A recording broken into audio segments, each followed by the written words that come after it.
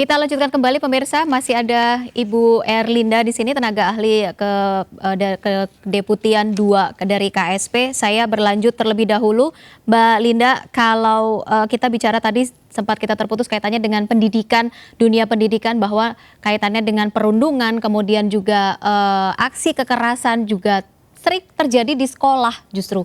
Tidak hanya kepada teman antar teman, tapi juga kadang pendidik kepada anak didik gitu. Bagaimana lingkungan sekolah yang mungkin bisa dilihat menjadi tempat yang aman dan juga nyaman sebenarnya bagi anak-anak, kini dirasa menjadi tempat yang horor begitu ya untuk anak-anak bisa menempuh pendidikan begitu, tanpa bermaksud untuk memberikan rasa takut sebenarnya kepada orang tua atau kepada anak.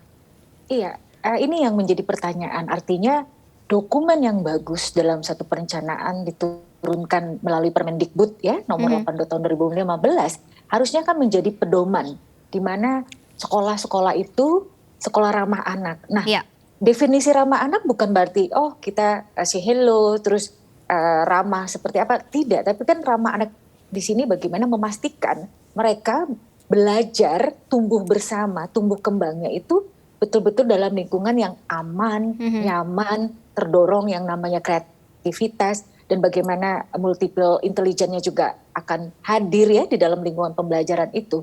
Nah, artinya perlu ada evaluasi di mana kementerian lembaga teknis termasuk peran tanggung jawab, karena kita tahu SMA, SMK sederajat ataupun SD itu kan berbeda tanggung jawab ya, ada provinsi maupun kota kabupaten. Nah, ini yang kami katakan bagaimana mereka bisa mengimplementasikannya dan peran-peran pengawas di sini juga seperti apa. Bagaimana guru dan orang tua serta sebagainya. Tapi sekali lagi Mbak Rizka di sini kami hanya ingin mengingatkan bahwa jangan berpegang pada tanggung jawab seolah-olah itu tanggung jawab mereka. Tapi siapapun kita mendorong untuk lingkungan sekolah bagaimana caranya berikan yang tadi ya, aman, nyaman, tumbuh kembang dan sebagainya. Siapapun kita, misalnya saya sebagai orang tua murid dari anak kelas berapa. Nah, peran saya di sana seperti apa? Apakah menjadi role model, edukasi, atau mendukung dari sistem pembelajaran yang ada? Perlu diingat bahwa pandemi COVID itu dalam tanda kutip sudah membuat perilaku sosial ataupun perilaku anak bangsa kita ini agak sedikit berubah. Nah, ini yang kita harus pulihkan kembali. Baik, kita langsung ke Mbak Vera. Kalau dari sisi orang tua maupun juga baik dari sisi anak begitu ya, bagaimana juga bisa menciptakan kondisi anak nyaman dan juga aman di sekolah, dan juga bagaimana juga, orang tua bisa memberikan kepercayaan mungkin, atau orang tua juga bisa merasa aman begitu menitipkan anak untuk bersekolah gitu sebenarnya, Mbak Vera. Nah, ini untuk solusinya pendekatannya mesti dari segala sisi ya, gitu ya. Jadi nggak bisa orang tua sendiri atau sekolah sendiri gitu, nggak bisa.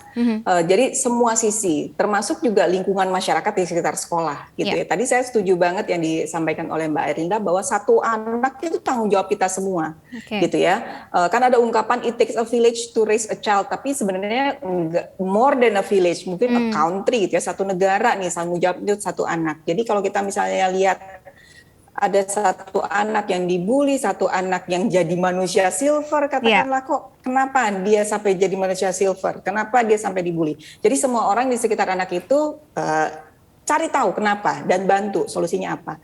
Nah, untuk perundungan di sekolah dari sisi orang tua yang bisa dilakukan adalah memberdayakan setiap anak mereka untuk bisa stand up, gitu ya. Jadi yang namanya bully itu bisa dilawan dalam tanda kutip ya, dengan misalnya menunjukkan ketidaksukaan ditindas gitu ya, bilang aku nggak suka, terus apa yang mesti dilakukan, apa yang bisa dilakukan di sekolah ketika misalnya dia menjadi korban bully, entah lapor ke gurunya atau apapun itu ya. Nah, di sisi lain sekolah juga melakukan pendekatan yang sama. Satu hal yang mesti diingat bahwa bully terkadang itu menjadi budaya di sekolah. Nah, ini yang harus harus disikapi juga, bahwa disadari bahwa bully ini juga harus dihilangkan nih mulai dari akar-akarnya, disadari masing-masing dari pihak-pihak sekolah, apakah guru sering melontarkan ungkapan-ungkapan tertentu gitu ya, sehingga itu ditangkap sebagai bully, terus anak-anak melihat bahwa gurunya boleh bilang begitu, kenapa kita nggak boleh. Nah, seperti itu. Ya, terus juga dari pihak sekolah juga lebih memperhatikan seringkali bully itu diawali dengan keluhan-keluhan yang simple-simple gitu, tapi dianggap bercanda. Itu main-main, atau itu cuma bercanda gitu. Sampai akhirnya menjadi parah dan timbul korban. Nah, itu lebih diperhatikan lagi. Begitu Mbak Rizka. Baik, satu anak tanggung jawab kita bersama begitu ya, tidak hanya bagi orang tua tapi juga seluruh masyarakat begitu, dan juga bagi yang melihat pun juga harus berani untuk bertindak, tidak hanya sekedar mendiamkan saja. Mbak Erlinda, Mbak Vera, terima kasih untuk waktunya pada malam hari ini. Terima kasih. Semoga hak-hak anak ini juga bisa terpenuhi, dan kita titipkan juga kepada Mbak Erlinda kaitannya dengan pemenuhan hak anak begitu ya, melalui pemerintah tentu saja. Dan pemirsa, kita akhiri untuk MNC News Prime pada malam hari ini. Tetap jaga protokol kesehatan. Saya Rizka Indah, pamit undur diri. Selamat malam dan sampai jumpa.